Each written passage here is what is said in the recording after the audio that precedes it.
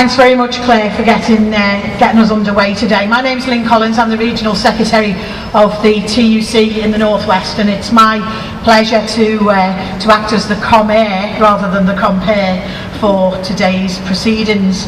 Welcome everybody who's joined us here today. We're joined by both campaigners, trade unionists and families united in our aim to commemorate International Workers' Memorial Day here in Manchester. And the Manchester event is one of a series of events taking place throughout the North West over the last few days, and events taking place indeed throughout the UK and throughout the world, because it is an international commemorative day.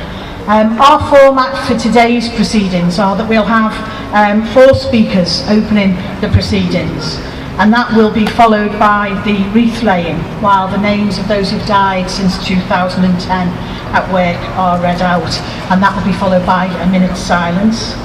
After that there will be a short play, and following that I think you're all invited to join us at the People's History Museum, where again there'll be further events, and I'll tell you a little bit more about that later.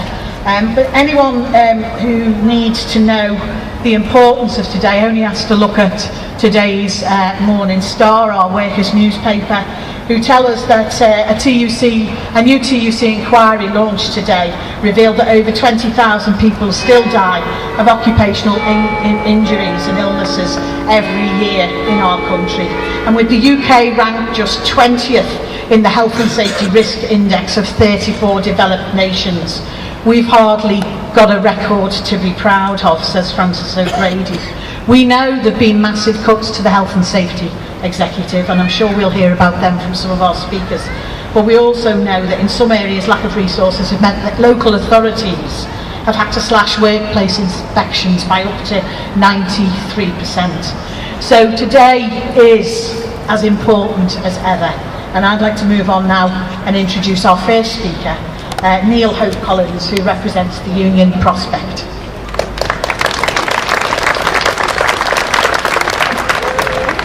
Thank you. My name is Neil Collins. I'm here representing Prospect, the union that represents inspectors working for the Health and Safety Executive. So my perspective is somewhat different today. Fortunately, I haven't lost a relative in a workplace incident.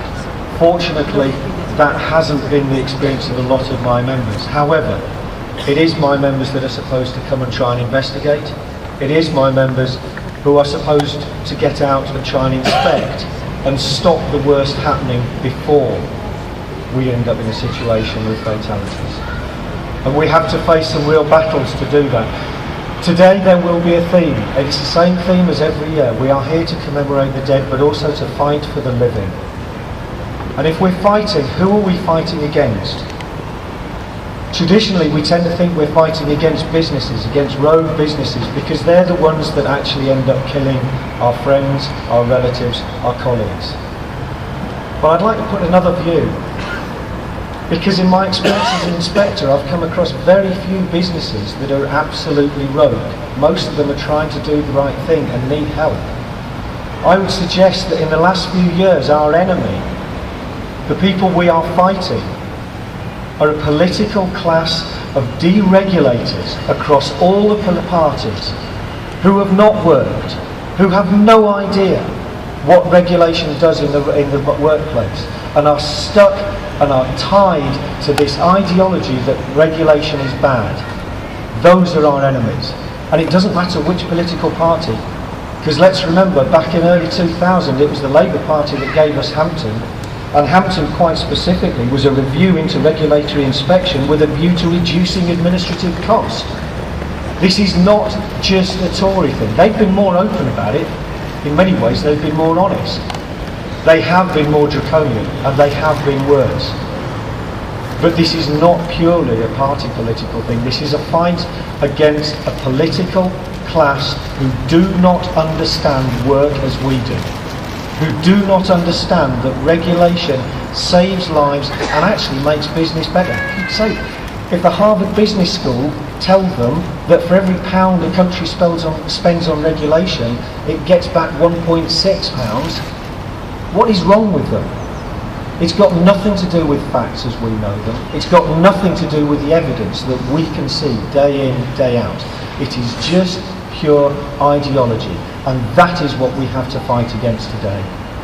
And we commemorate those that we love best by fighting for them effectively in the future. And we fight for them by lobbying, by increasing our union's strength, by recruiting in the private sector as well as the public sector, by going and lobbying with our employers. So there is a common message that says deregulation is killing us. It's killing business, it is killing people. You saw what happened with finances, with deregulation. The same thing happens. They make a fuss about that. That's just money. Deregulating health and safety, underfunding the regulator for health and safety is about people's lives, not just money. So please, don't just spend today commemorating the dead and fighting. Carry on. After today, go and lobby. Get together. Talk about what specific things your MP can be interested in.